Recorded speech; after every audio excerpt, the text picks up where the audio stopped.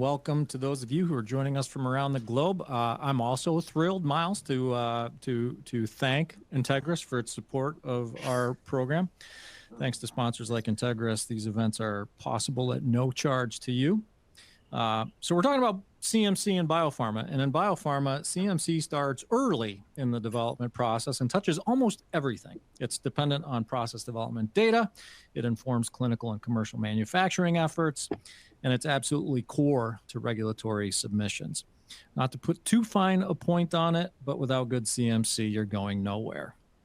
But because putting a CMC package together is so comprehensive, touching everything from facilities to equipment to processes and raw materials, it's also really hard work. For a long time, it's been hard manual work. But times are changing. Data access, visibility, and shareability are improving. And as such, the chemistry, manufacturing, and controls paradigm is changing. This is Bioprocess Online Live, and our mission on today's discussion is to dig into that changing paradigm and explore how CMC activity can more efficiently impact process development and regulatory activities and streamline the preparation, that is, of CMC documentation itself. I'm really honored that two experts on the subject have agreed to come join me and field my questions and yours. Let me introduce you to them. Dr. Blair McNeill is Senior Vice President and Head of CMC at Sumitovant Biopharma, where he leads process development, analytical development, external development, and clinical and commercial manufacturing functions at Enzivant, along with global strategic alignment with Sumitomo Pharma's regenerative medicine division.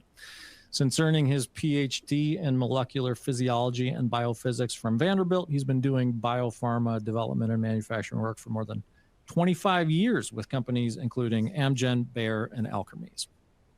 Dr. Brian Kirk is a lead author of Global Regulatory Affairs CMC for plasma-derived therapies, and he also leads the aptly named BK Pharmaceutical Consulting. Dr. Kirk has been in pharma and biotech for 20 years since earning his Ph.D. in chemistry and chemical biology from Rutgers. He started with pharmacopoeia, Brian? Close enough. He moved on to medicinal chemistry at Merck Research Laboratories, then jumped to the biotech Surface Logic and Minerva before founding that as BK Pharmaceutical Consulting. Along that journey, he served on research teams and GMP manufacturing campaigns for a host of clinical candidates across multiple modalities. Blair and Brian, thank you guys for joining us. It's our pleasure. Thank you. Sumitovant too, Blair. Sumitovant. Vant. All right. I hear the Vant, the Vant. I hear it so many different ways. You know. We do too. I'm sure. So before we get started on the question set, I want to remind everyone on this call, all of our guests, that I've got a bunch of questions for Blair and Brian, but your questions are even more important. So please, as Miles noted, jump into that Q&A box early and often. I want to start with the establishment of a concerted CMC initiative. It's a fine place to start, what that looks like.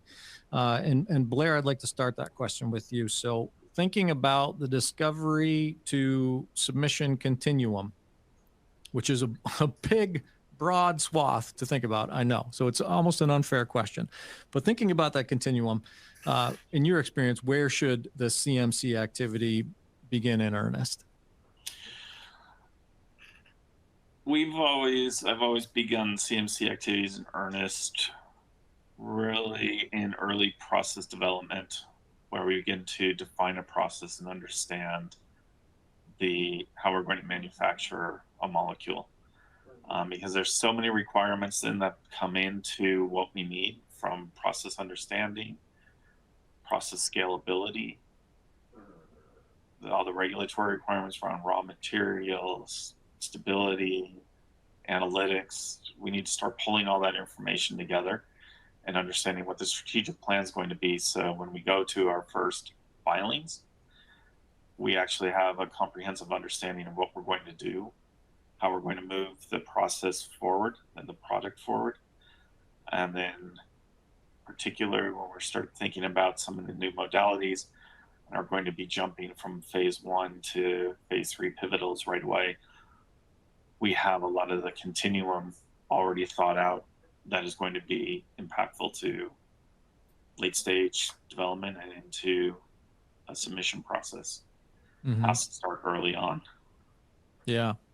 Yeah. Brian, what are your thoughts on that? In your experience, where does it start?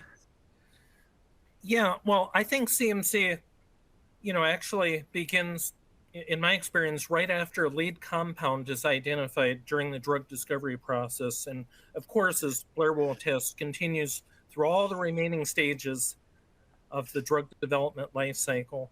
So, obviously CMC describes a whole range, a myriad of activities that ensure quality is built into any drug product. So there are numerous elements that are involved to ensure both manufacturing practices and product specs are defined with batch-to-batch consistency and safety in mind. And this all stems from the identification of the lead compounds and goes back to verifying the quality of the raw materials before use. So sponsors, manufacturers, DROs, whatever, they have to establish critical quality attributes and in turn determine the essential critical process parameters that underlie the desired quality. But this meticulous attention to detail, this concerted CMC initiative, if you will, has to carry through every subsequent stage in the drug pipeline up to and including labeling the product correctly.